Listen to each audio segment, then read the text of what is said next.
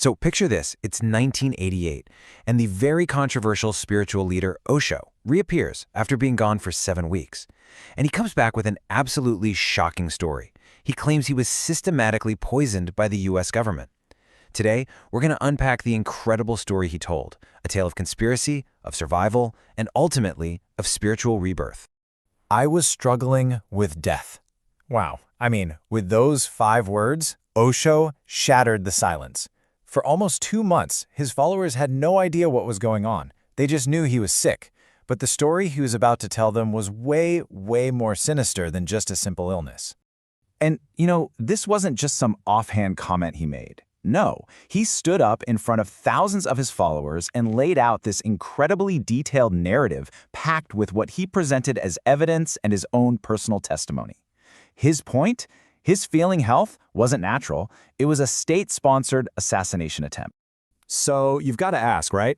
How on earth did Osho land on such an explosive conclusion?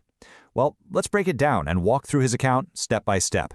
We'll start with the very first mysterious symptoms that made him believe a massive conspiracy was at play.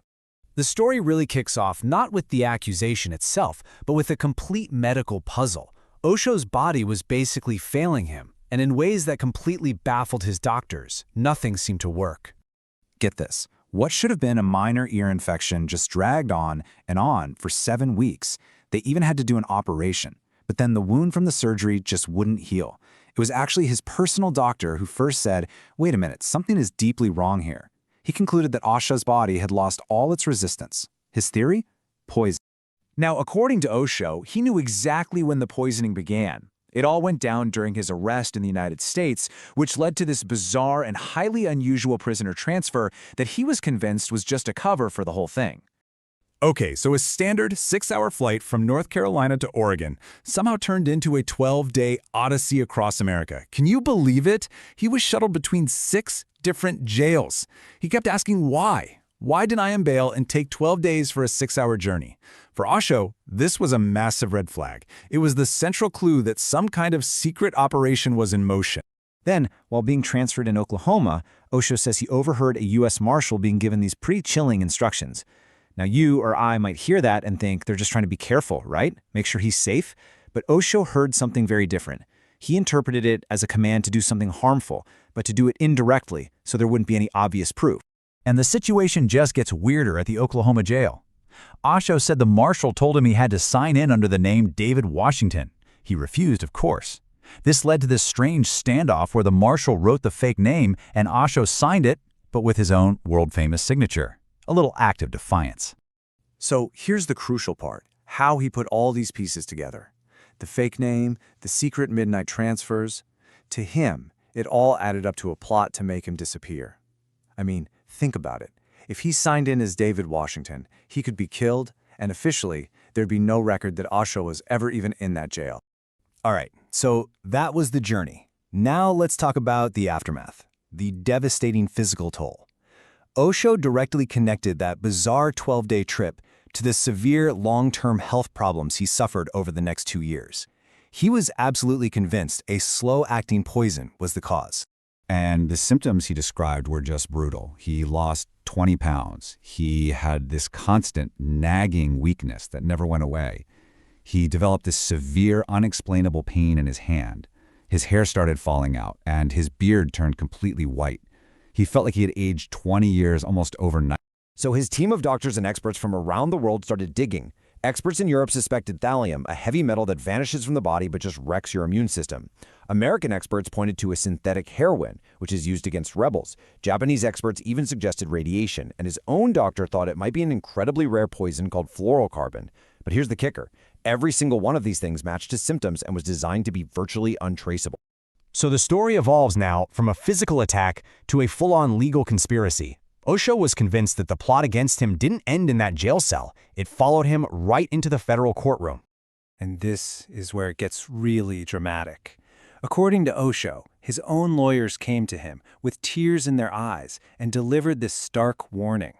They told him that U.S. attorneys had made it clear the government would never lose in court to a single person, and if he pushed for a trial, his life would be in danger. He described a whole sequence of events that felt totally prearranged, like a show.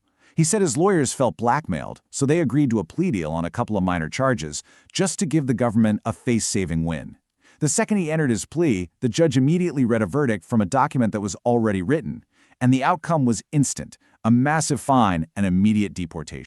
And that fine? $400,000. An absolutely staggering amount for what Osho insisted were two totally false formal charges that he was basically coerced into accepting. But wait, the story didn't even end there.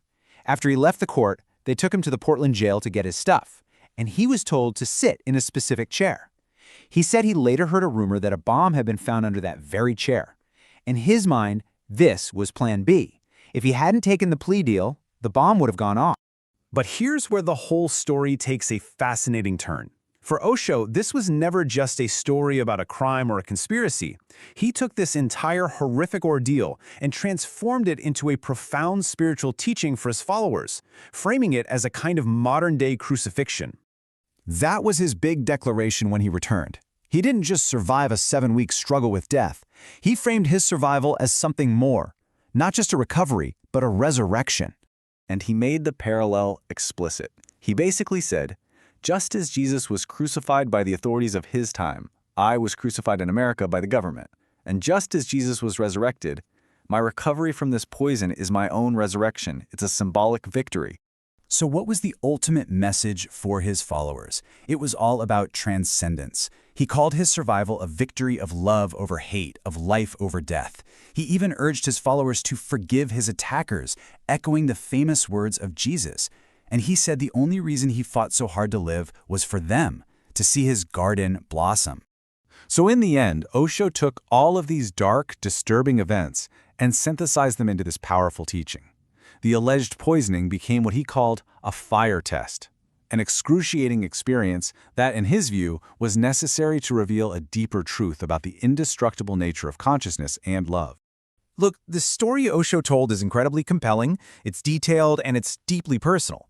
It weaves together things you can verify, like his arrest and that strange transfer, with his own interpretations of conversations and motives. And it really leaves us with a challenging question to chew on. When one person's profound personal experience is presented as a global conspiracy, where does belief end, and where does the evidence